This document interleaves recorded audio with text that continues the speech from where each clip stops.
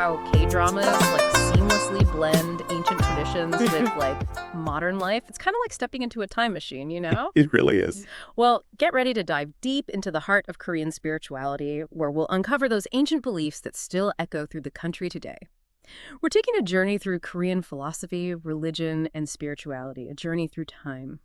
From the age-old practices of shamanism to the arrival of Buddhism and that profound influence of Confucianism, we'll uncover how these beliefs have kind of intertwined to shape Korean identity. Yeah.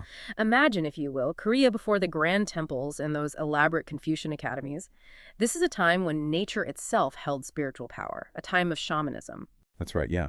In Korean shamanism or mutism, the natural world was alive with spirits. Imagine majestic mountains, flowing rivers, ancient trees, all imbued with this spiritual significance. And it wasn't just about spirits in nature, right? I've heard whispers of powerful shamans, these intermediaries between the physical and spiritual realm. Absolutely.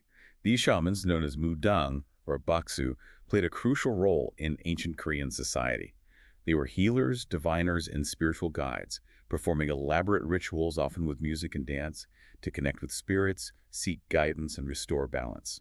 So when Buddhism arrived from China in the 4th century, did it just completely overshadow these ancient shamanic practices? That's where it gets really interesting. Sure. Rather than being erased, shamanism kind of wove itself into the fabric of Korean spirituality, coexisting and even influencing later beliefs. It's like the roots of a tree, still nourishing even after new branches grow. Precisely. Think about those vibrant shamanic gut rituals. These intense ceremonies, still practiced today, involve chanting, drumming, and offerings to appease spirits and seek blessings for everything from, good health to successful harvests. Wow, so even amidst the arrival of new faiths, those ancient shamanic traditions persisted, echoing through the centuries. It seems Korea has this remarkable ability to embrace and adapt, wouldn't you say? Absolutely. And this ability to synthesize different beliefs is a recurring theme in Korean spiritual history. But for now, let's turn our attention to that new force that swept through Korea, Buddhism. Okay, so picture this. Korea in the 4th century, a land divided into 3 kingdoms, each vying for power. And then from across the sea arrives a new force, Buddhism. It's not just a whisper of a new faith, but a wave of change that would leave an indelible mark on Korean culture and thought. From the magnificent Bulgukse Temple with its intricate carvings and serene gardens, to the philosophical ponderings of monks in mountainside hermitages, Buddhism wasn't just adopted, it was embraced. Yeah. It really took root. And here's where it gets really fascinating. You see, Korean Buddhism didn't just, mirror what came from China. It carved its own path, developing this unique flavor that resonated deeply within Korean culture. So it wasn't a simple copy and paste of Chinese Buddhism. Not at all. Koreans were particularly drawn to Mahayana Buddhism, a branch emphasizing compassion and the path of the Bodhisattva. Now, for those of us who might need a quick refresher, what exactly is a bodhisattva? A bodhisattva is a being who has attained enlightenment, right? But chooses to delay entering nirvana, instead dedicating their existence to helping all beings achieve liberation. Imagine the selfless compassion required to make such a choice. That's remarkable. So Korean Buddhism embraced this path of compassion, this dedication to helping others achieve enlightenment. And was there a particular figure who embodied these ideals, someone who shaped the course of Korean Buddhism? There was indeed. Enter Wonyo, a charismatic and revolutionary monk who dared to challenge the status quo and kind of redefine how Koreans understood Buddhism. He was a true rock star monk. Okay, I'm intrigued. What made Wonyo so revolutionary? What set his teachings apart? Wonyo. Now, here was a thinker who wasn't afraid to shake things up.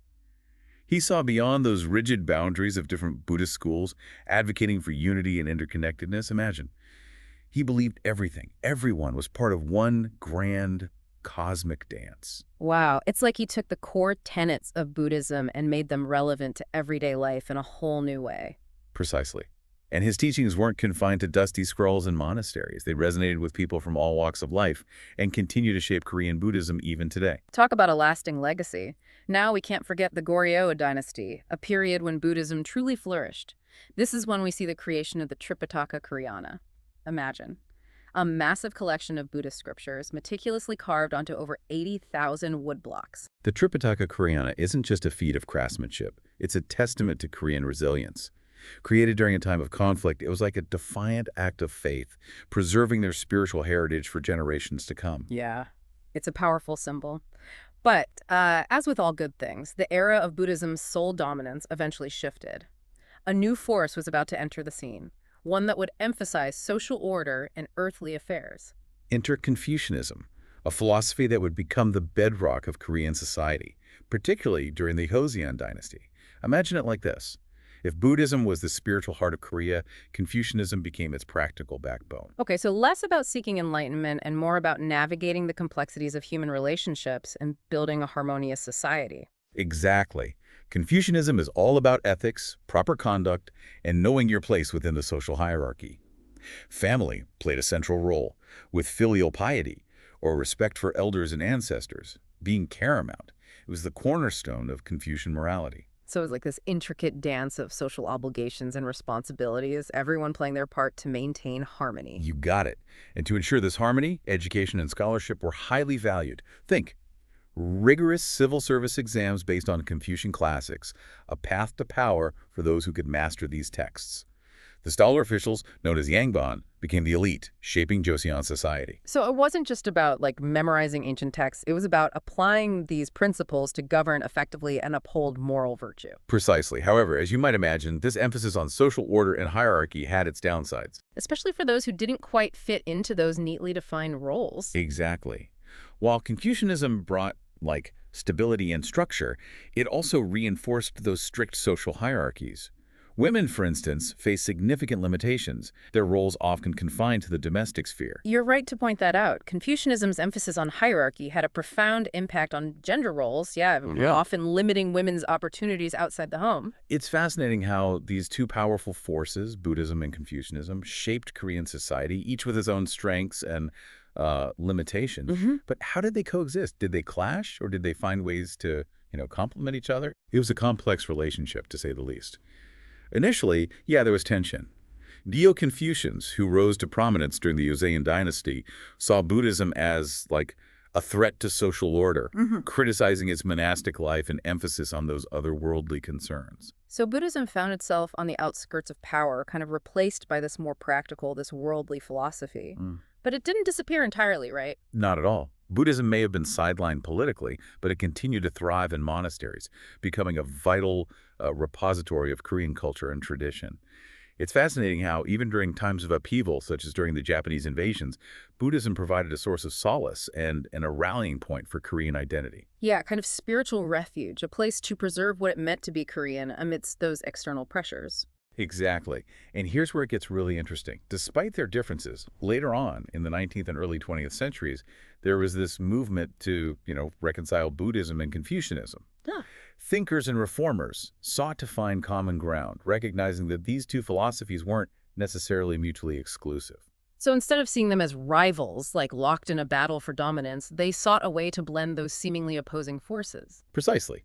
They emphasized those complementary aspects of both traditions. Buddhism's focus on inner peace and compassion, right? Alongside Confucianism's emphasis on social harmony and ethical conduct. A fascinating blend of looking inward and engaging with the world. So how does this all play out in modern day Korea? I imagine it's a diverse landscape of beliefs and practices. You're right.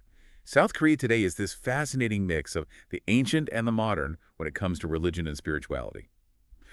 While Buddhism remains, deeply ingrained in the culture, Christianity, particularly Protestantism, has seen a surge in popularity in recent decades.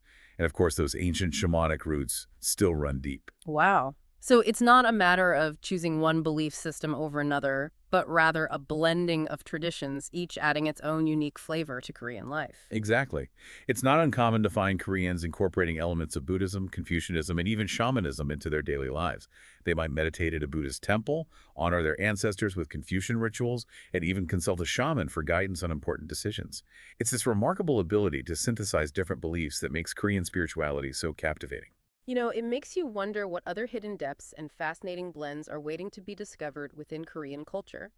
From K-pop to kimchi, from those high-tech cities to those serene mountain temples, Korea offers a captivating tapestry of old and new, a testament to the enduring power of tradition and the constant evolution of a nation's spirit. This has been quite a journey. Thanks for joining us on our deep dive into Korean philosophy, religion, and spirituality. Until next time, keep exploring and remember, the most fascinating discoveries are often just beneath the surface.